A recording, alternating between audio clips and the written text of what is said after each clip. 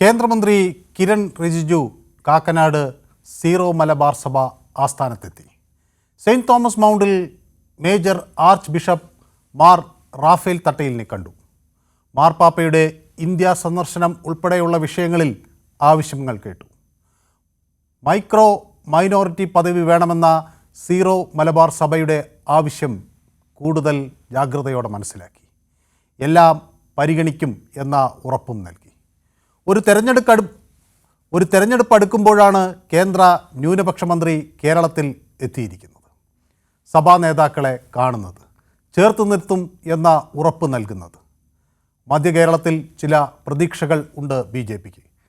അതിൽ ക്രൈസ്തവ പിന്തുണ ഉറപ്പാക്കാനാണ് കേന്ദ്രമന്ത്രി ശ്രമിക്കുന്നത് എന്ന് വ്യക്തം. BJPയെ ചില ഇടങ്ങളിൽ എങ്കിലും പിന്തുണയ്ക്കുമോ ക്രൈസ്തവ വോട്ടുകൾ? കേന്ദ്രമന്ത്രിയുടെ സന്ദർശനം ഫലം കാണുമോ? മധ്യ കേരളത്തിൽ ചുവടുറപ്പിക്കാൻ പുതിയ ഓഫീസ് തുറന്നു കഴിഞ്ഞു പാർട്ടി. ഈ ഉദ്യമത്തിൽ BJPയെ പിന്തുണയ്ക്കുമോ ക്രൈസ്തവ ന്യൂനപക്ഷം?